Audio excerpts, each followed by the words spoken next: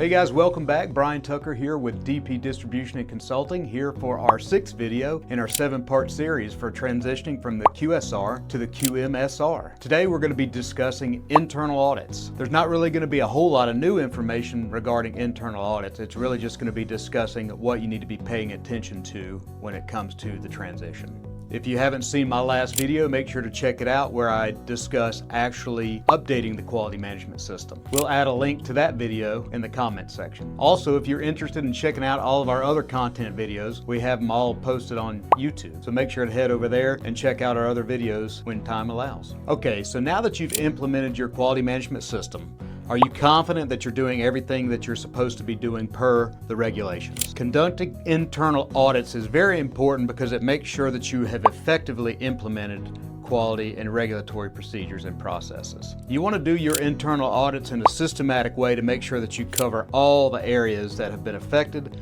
all the areas that have changed, and to make sure that you've got all your bases covered. In this case, determining what has changed is a little tricky depending on what your situation is from the QSR to the QMSR. If you are already ISO 13485 certified, you might have an easier time moving over, but if you have not been ISO 13485 certified, knowing what you need to be evaluating could be a little more difficult. But in any event, you still need to be evaluating all facets of your quality management system in internal auditing. Next thing you want to do is you want to make sure that you select qualified auditors. Now, if you haven't checked out my video on training, you want to make sure that you select people that are qualified to be doing the actual auditing. Obviously, when you're performing internal audits, you want to inform relevant departments of when you're going to be performing the audit and what the expectations will be. When you conduct the audit, you want to make sure that you compile the audit findings in an organized way. That way you can rate them by risk. Of course, as we've discussed in the past, the new QMSR puts a lot of focus on risk. So you want to identify all of your findings by risk, and you want to prioritize those findings by risk. You want to make sure you highlight the compliance areas and reward compliance,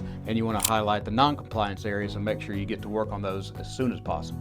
Next thing you want to do, of course, is develop corrective action plans to make sure everybody knows exactly what they need to be doing to correct the non-conformancies. Finally, you want to conduct follow-up actions to make sure that all of the implementations and all of the corrective actions were effective. Now, as I stated, internal auditing is nothing new when it comes to quality management systems. However, we wanted to make sure we put heavy focus on internal auditing when it comes to this transition period. The reason being is we want to make sure that once the system has been implemented, that it is being audited and that continuous improvement is always being sought after. All right, guys, that's it for today. I hope you enjoyed it. Make sure to check us out for the next video, our last video for the 7-part series, where we will be talking about being prepared for the FDA. Thanks again. Have a good one.